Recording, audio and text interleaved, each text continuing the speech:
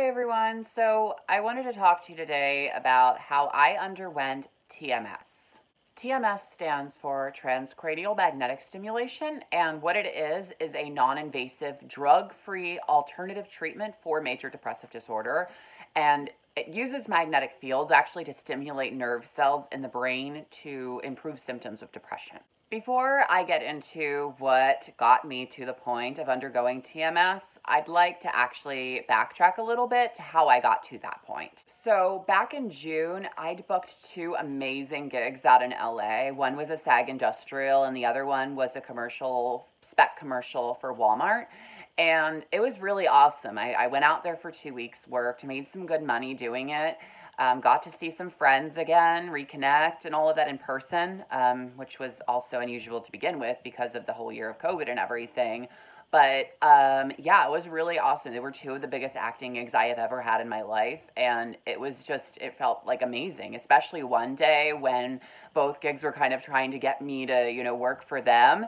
And everything had to be rearranged just so I could do both. It was amazing. That was June 19th. And I will never forget that day for the rest of my life. It was absolutely amazing, and it was heaven on earth. However, once the gigs were up, it was time to fly home, and at that point, my friends and my talent managers were all egging me on to get back out to LA, to move back out.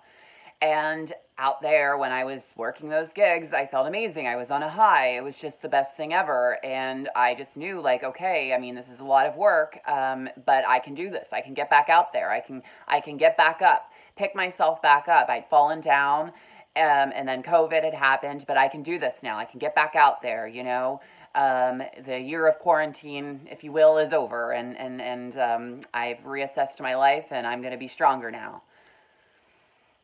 Unfortunately, when I did get home, I started breaking down psychologically. My mental health, just the high, I crashed. And I think that is the honest thing, is that while I was out there for those 2 weeks, I was on a high. I was holding it together. While I'd stopped drinking alcohol back in January of 2020, I was still using weed, and I was using that to kind of get through some things. Not constantly, but I was using it at times. And honestly, I do think that heightened my anxiety in hindsight. But in addition to that, just the pressure to move right back out there in general after having been gone for a year and then gone to work, and now it was like, get back out there, get back out there. There still was no guarantee that I was going to get amazing jobs like those two that I'd been so blessed to have worked.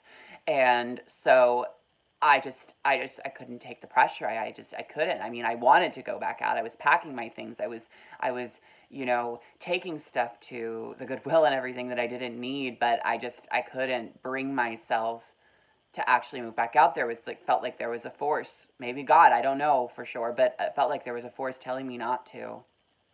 And I couldn't sleep. I went a week or so, even just barely sleeping, barely eating. The stress of it all was eating me up inside. And so, yeah, I mean, my family came to visit for my grandmom's 90th birthday, and they saw me just in the state I was in, and they told me I needed therapy. My aunt told me I needed to get more help. I wasn't better. I wasn't in a mental condition to move back out there and get back on the saddle, after a year of just, going through surgeries, both top and bottom, fighting for, the ability to get facial feminization surgery when that was being denied by insurance. And it was a lot. It was a lot psychologically. I was a mess. So I started volunteering at my local animal shelter. And it was funny because one of the days I came in contact with the director walking outside, and I was out there, just kind of wondering about, what am I doing? It was actually the day I was supposed to have moved back to LA. I had my plane ticket booked to move back there,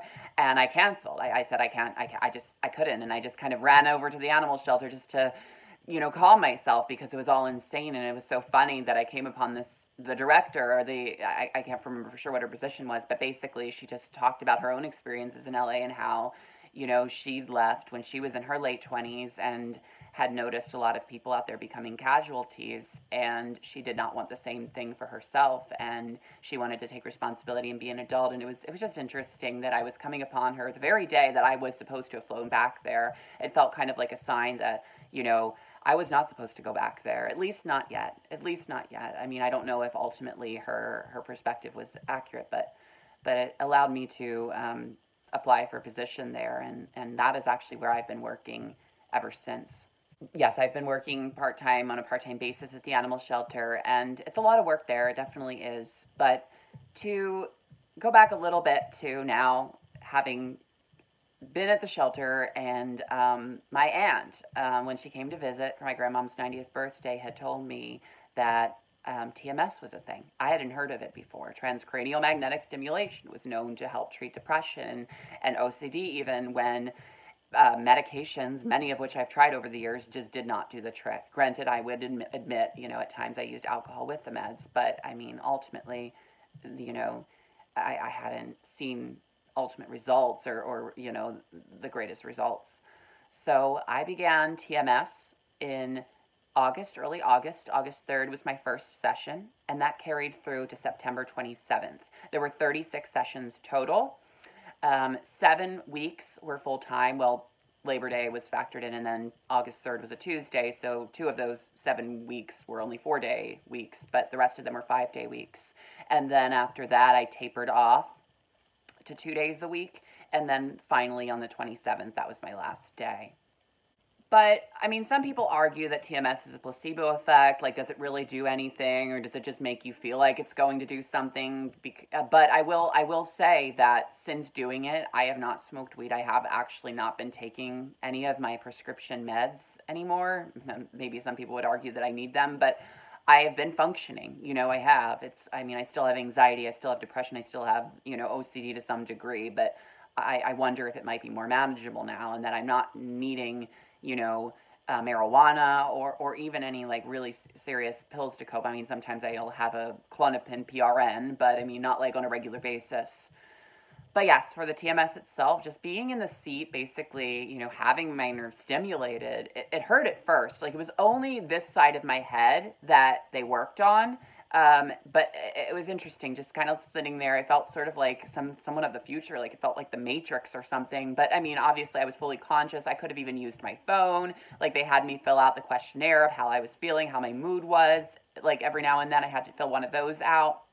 And they had the TV on at times, or they had the TV on during sessions. Sometimes I didn't really want it on because honestly, like watching people, like watching straight couples, on, I think it was HGTV, like looking for really nice homes and stuff, was just reminding me of that I'm not, wealthy or in financially the best of places in the world to be able to do that myself, and also not a straight couple, so it kind of just reminded me of my own disenfranchisement. But nevertheless, some days I just was nice to just sit there and have them work on my nerves, and just, have them work on my brain, and just have me kind of sit there and just have that routine, even if nothing else. And I do feel like I did notice some stuff. I noticed some changes. I was suicidal for a while, and, trying to find ways to, end this, but I ultimately stuck it out. And ultimately the suicidal ideations and thoughts may have just been the severe extent of my OCD avoidance, terrified and trying so hard to avoid what was in front of me, because just the notion of being in my late 20s and getting older, being 30 and a half a year, it is terrifying when I realize where I am. Even when there are points of reference, like Promising Young Woman, that makes me feel like I'm not all alone, it's still very terrifying. And, but I mean, going to TMS for 7 weeks, having 36 sessions, it did give me a routine. It helped me get back on my feet a little bit, as well as working at the animal shelter. And I am grateful for these things. And I'm grateful for TMS for not solving all my problems, not making my life perfect and free-flowing, because nothing is able to do that. That's the reality. But it has at least kind of helped, I guess, serve to ground me and get me to a place where I can function at least somewhat, even if I do stumble at times still.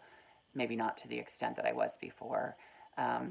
Could it be a placebo effect to some degree? Possibly. Maybe the fact that I'm working.